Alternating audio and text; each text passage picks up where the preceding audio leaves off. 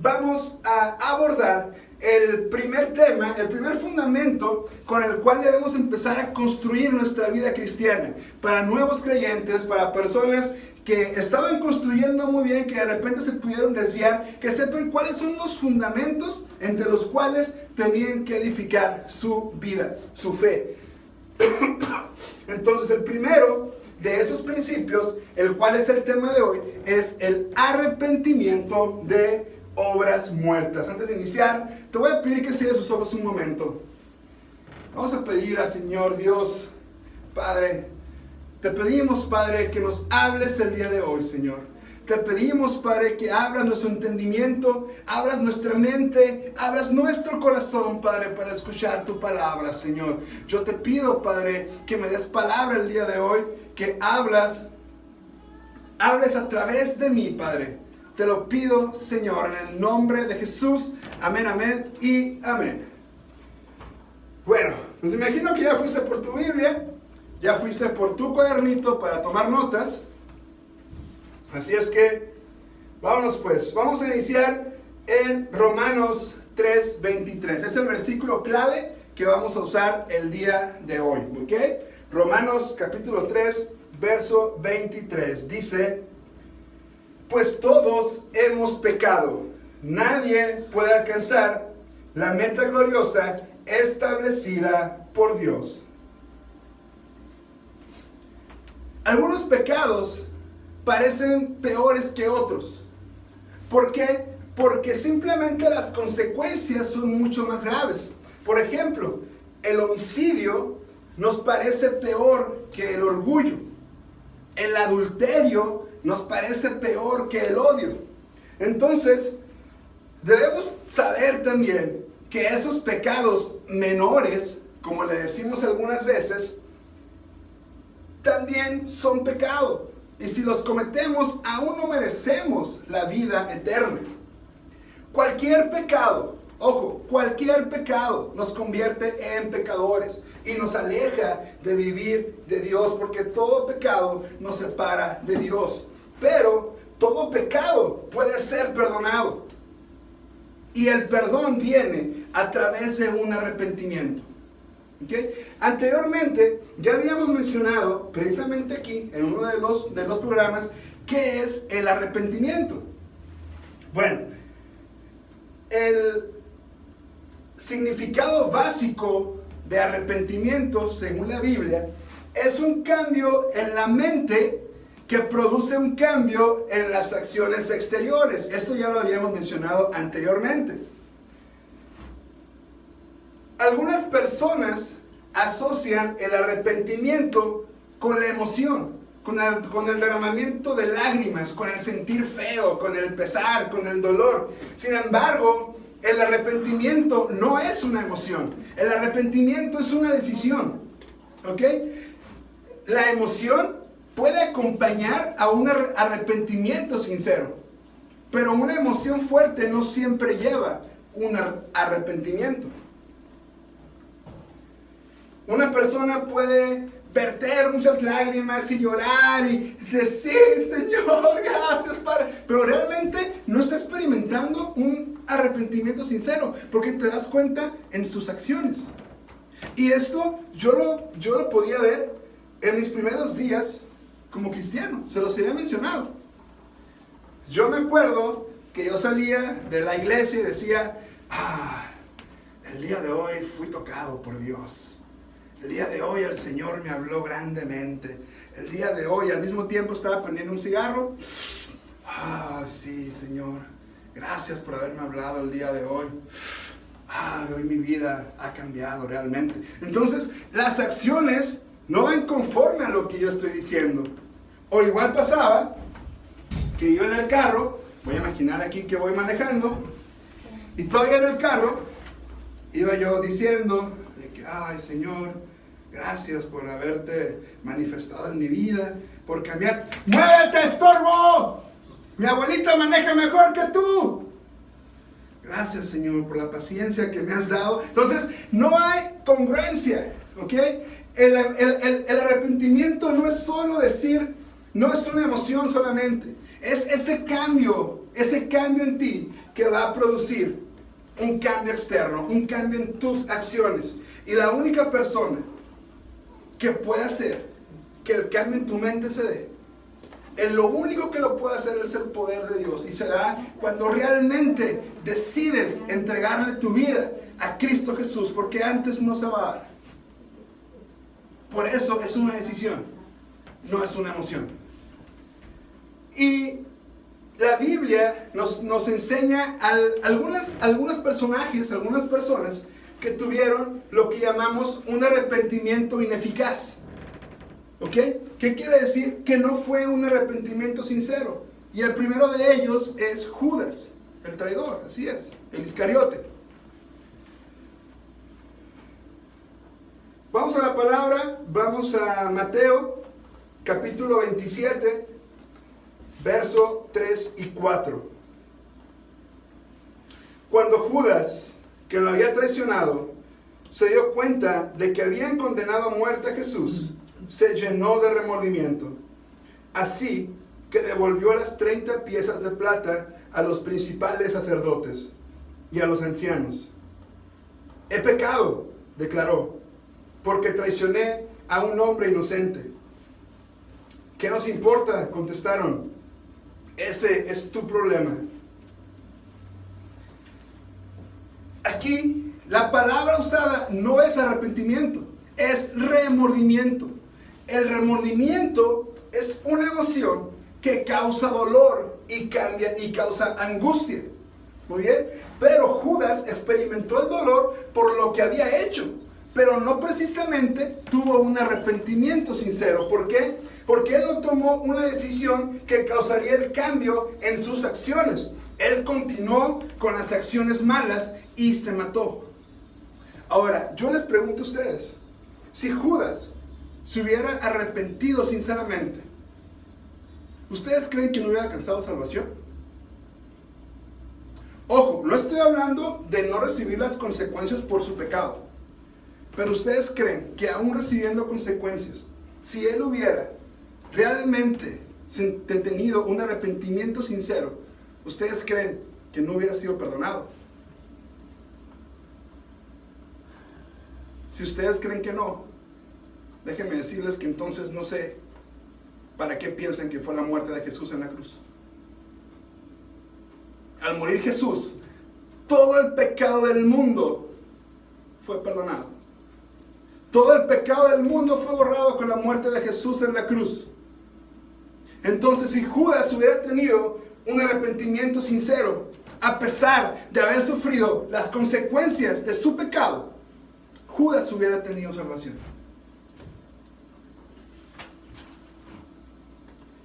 Hay otro caso más, el caso de Esaú. Esaú fue la persona que vendió su primogenitura, hermano de Jacob, hijo de Isaac, hijo de Rebeca, primo de Ancha, no sé. Pero más era más o menos el contexto de Esaú. Entonces Esaú llegó cansado de trabajar. Ese día creo que tuvo doble turno, no había dormido bien, llegó con mucha hambre y Jacob estaba preparando comida, se estaba preparando para ir a MasterChef a concursar. Llegó Esaú y le dice: oye, dame un plato de lo que están haciendo. Y Jacob le dijo: te doy si me cedes los derechos de tu primogenitura. Entonces Esaú le dice: te doy lo que quieras, pero dame un plato de pozole, por favor, tengo mucha hambre. Entonces, no es cierto, quién sabe si era pozole, pero para mí era pozole, yo me imagino, ¿no? Solamente así podría vender una primogenitura. Entonces, vamos a Hebreos 12, Hebreos capítulo 12, verso 17. Dice: ustedes saben que después, cuando quiso recibir la bendición de su padre, fue rechazado. Ya era demasiado tarde para arrepentirse, a pesar de que suplicó con lágrimas amargas. Esaú rechazó todas las bendiciones y promesas de Dios asociadas con la primogenitura. Después Esaú sintió lo que él había hecho. Él lloró alto y vertió lágrimas amargas, pero la fuerte emoción, como lo decíamos, no es prueba de un arrepentimiento. Esaú no estaba arrepentido de verdad. Él realmente sentía el dolor porque había perdido la primogenitura y deseaba poder volver atrás. Su arrepentimiento no fue aceptable porque hay una diferencia entre el pesar y el verdadero arrepentimiento. Y la prueba de que Esaú no tuvo un arrepentimiento verdadero es que quiso matar a Jacob. Fundó toda una ciudad que le declaró la guerra a Jacob. Entonces eso no puede hablarnos de un arrepentimiento verdadero. ¿Bien? Entonces, volvemos a decir, y lo vuelvo a dejar muy en claro, un arrepentimiento es más que una emoción. Una persona puede no llorar, no desgarrarse el alma, o sea, y aún así arrepentirse, aún así entregar su vida a Dios. Y se nota en sus acciones, en los frutos. Entonces, Jesús te invita a que te arrepientas de tus pecados, pero que sea un arrepentimiento sincero. Un arrepentimiento verdadero. Un arrepentimiento en el que cambies esa manera en la que has venido viviendo y la conviertas. Ahora, tú me puedes decir, Jesús, pero yo ya soy cristiano, yo ya estoy en el camino de Cristo Jesús. Pues te tengo un secreto. Los cristianos también pecan. Entonces, si crees que por ser cristiano no tienes que arrepentirte, pedir perdón, estás muy equivocado. Cada vez que una persona peca, se aleja de Dios, necesitas arrepentirte, pedir perdón y tener ese cambio en tu manera de pensar, en tu mente que te lleve a un cambio de acciones. Bueno, te preguntarás, bueno, Jesús, ¿qué son las obras muertas? Bueno, pues vamos a hablar de las obras muertas. Si nosotros queremos entender el significado del arrepentimiento totalmente, nosotros debemos entender de qué debemos arrepentirnos. ¿Ok? Entonces, tenemos que entender qué son las obras muertas. Obras muertas son las acciones de una vida apartada de Dios. Estas obras pueden ser hechos malos o actos de rectitud propia. Pon atención en esa palabra. Actos de rectitud propia. Parece que no hay nada malo en eso. Pero una rectitud propia quiere decir actuar conforme a lo que tú crees que es correcto. Y realmente tenemos que actuar en base a lo que Jesús enseña y dice que es correcto para nuestra vida. El nombre común para las obras muertas es pecado. ¿Ok? El egoísmo es la causa básica del pecado. Es el amor del ego, que es opuesto al amor de Dios. Eso quiere decir, es el amor a ti mismo. Este amor de sí mismo resulta en la ida del hombre en su propio camino. Es amarte a ti mismo por encima de amar a Dios. Y eso no puede ser. Porque quiere decir que tú vas a buscar tu propia satisfacción de la manera en la que tú creas que es correcta y de la manera que tú creas que te sientes bien y de la manera que vas a buscar no tener problemas y no enfrentar ninguna prueba. Y déjame decirte que en el camino de Dios eso no va a pasar. En el camino de Dios te vas a enfrentar a tormentas, te vas a enfrentar a tempestades, te vas a enfrentar a muchos problemas. Pero si tú estás bien fundamentado en tu fe, lo decíamos la semana pasada, ninguna tempestad, ninguna tormenta te va a poder tumbar. Vamos a Isaías capítulo 53, verso 6. Todos nosotros nos hemos extraviado como ovejas. Hemos dejado a los caminos de Dios para seguir los nuestros. Sin embargo, el Señor puso sobre él los pecados de todos nosotros. Isaías habló acerca de cómo Israel se apartó de Dios y lo compara con ovejas errantes. Pero Dios enviaría al Mesías para llevarlos de regreso al redil.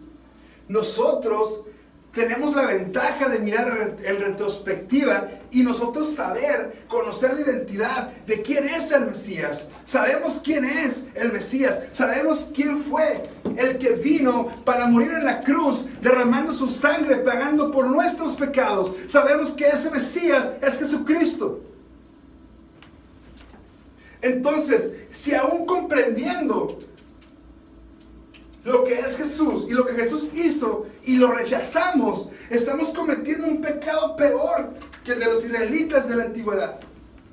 Porque sabemos que Jesús vino para morir por nosotros y aún así estamos rechazando su sacrificio.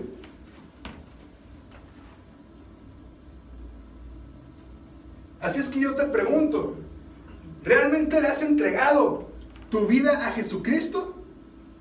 ¿O sigues por la vida como una oveja errante, como una oveja descarriada? ¿Realmente tu mente está llena de la palabra de Jesús? ¿O la contaminas con pornografía? ¿O la contaminas con inmoralidad sexual? ¿O la contaminas con enojo, con ira, con depresión? ¿Realmente le has entregado tu vida a Jesús? Disculpa si te pongo un poquito incómodo. Déjame decirte que es totalmente a propósito. Vamos a 2 de Corintios, capítulo 5, verso 15. Dice, Él murió por todos nosotros, para que los que reciben la nueva vida de Cristo ya no vivan más para sí mismos. Más bien, vivirán para Cristo, quien murió y resucitó por ellos. Aleluya, no hay nada más hermoso que leer esto. Más bien, vivirán para Cristo, quien murió y resucitó por ellos. ¿Por quién? Por nosotros. Cuando nosotros nos arrepentimos de estas obras de egoísmo, significa que estamos reconociendo la existencia de un verdadero Dios. Comprendemos que somos pecadores, pedimos perdón de nuestros pecados y aceptamos el plan de Dios de salvación a través de Jesucristo. Así de importante y así de necesario es arrepentirnos de nuestros pecados. Así de necesario es el pedir perdón. Así de importante es tener un arrepentimiento sincero. Aceptar el plan de salvación a través de Jesucristo.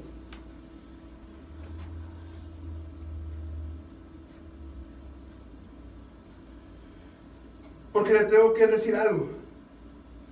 El pecado, el mal, sigue existiendo en este mundo. El origen del pecado es Lucifer. Es el enemigo. En la tierra, el enemigo ha continuado su rebelión contra Dios. Cuando Dios creó a Adán y Eva, el enemigo los llevó a pecar contra Dios. Esta rebelión a veces es conocida como la caída del hombre, que significa que el hombre cayó de la rectitud al pecado. Debido al pecado de Adán y Eva, el pecado pasó a toda la humanidad. Es decir, todos nacen heredando la naturaleza básica del pecado. El enemigo es el responsable de todo el mal que hay en este mundo. ¿Por qué? Porque el enemigo tienta al hombre. Y déjame decirte que si tú no estás siendo influenciado por Dios, el enemigo te va a influenciar muy fácilmente. Te va a tentar y vas a caer en la tentación del enemigo. Porque no tienes esa conexión con Jesús, esa conexión con Dios. Porque no te has arrepentido sinceramente. Su rebelión hacia Dios continúa cuando Él tienta al hombre para pecar.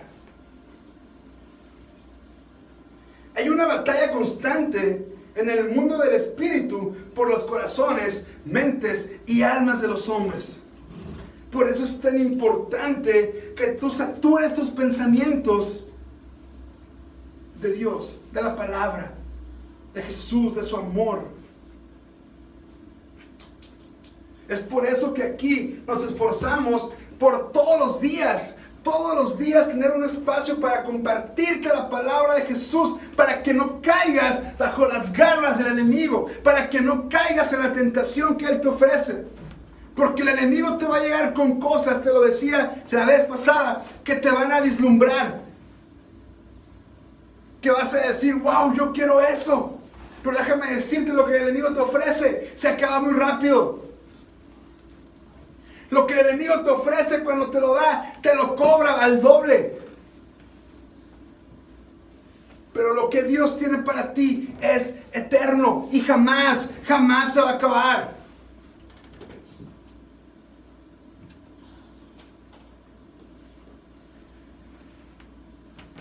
Hay un salmo en la Biblia el cual expresa la esencia de un arrepentimiento sincero. Ese salmo lo escribió David después de que había pecado y había tenido relaciones con Betsabé.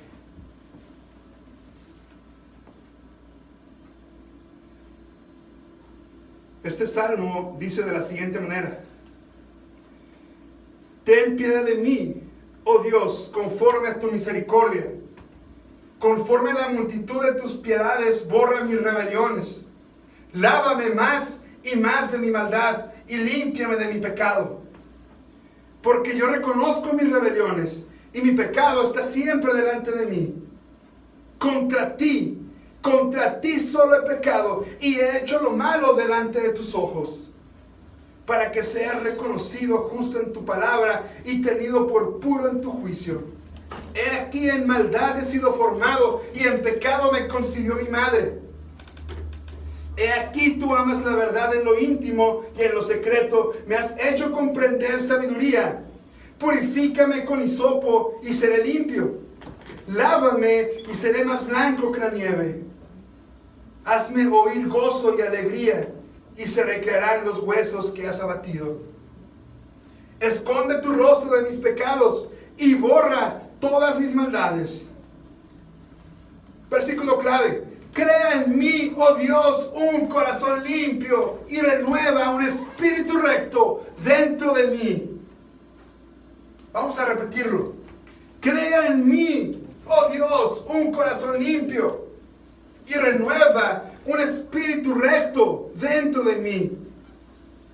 No me eches de delante de ti y no quites de mí tu Espíritu Santo. Vuélveme el gozo de tu salvación y espíritu noble me sustente. Entonces enseñaré a los transgresores tus caminos y los pecadores se convertirán a ti. Líbrame de homicidios, oh Dios, Dios de mi salvación. Cantará mi lengua tu justicia. Señor, abre mis labios y publicará mi boca tu alabanza. Porque no quieres sacrificio, que yo lo daría. No quieres holocausto. Los sacrificios de Dios son el espíritu quebrantado. Al corazón contrito y humillado no despreciarás tú, oh Dios. Vamos a repetir esa parte. Al corazón contrito y humillado no despreciarás tú, oh Dios. Haz bien con tu benevolencia, Sión. Edifica los muros de Jerusalén. Entonces te agradarán los sacrificios de justicia, el holocausto o ofrenda del todo quemada. Entonces ofrecerán becerros sobre tu altar. Este Salmo 51 es tan hermoso. porque es la esencia de lo que hemos estado hablando el día de hoy. Salmo 51:10, crea en mí, oh Dios, un corazón limpio y renueva un espíritu recto dentro de mí. Estamos declarando y estamos reconociendo que el único que puede tener ese cambio interno en nosotros es Dios. Que reconocer a Jesús y aceptarlo en nuestra vida y llevar nuestra vida del lado de Él va a hacer que nuestro corazón sea limpio y va a hacer que nuestro espíritu recto sea renovado.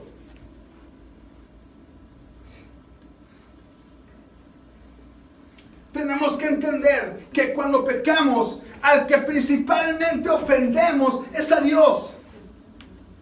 Porque pecar es rebelarte contra la forma que Dios ha instituido para que vivas.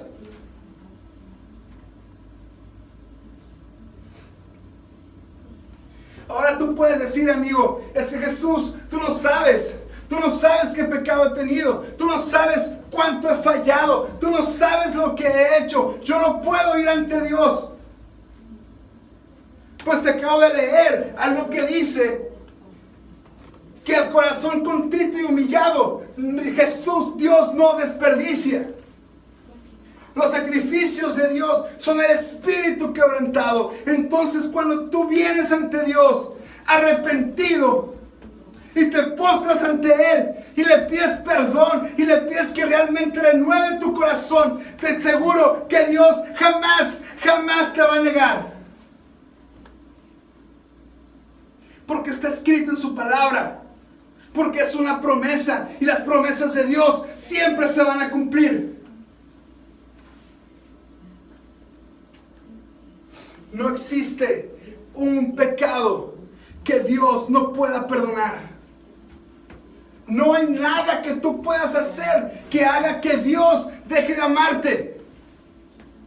Pero es necesario, amigo, que vengas ante Él con un corazón contrito y humillado y le digas, Señor, me arrepiento de mis pecados.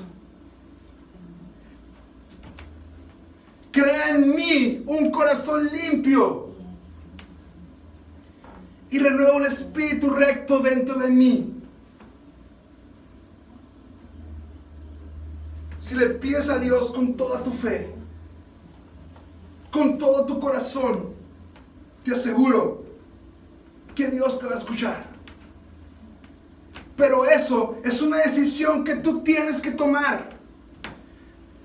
Dios no te va a obligar a que lo hagas. Te lo he dicho muchas veces. Es un deseo que tiene que venir de ti.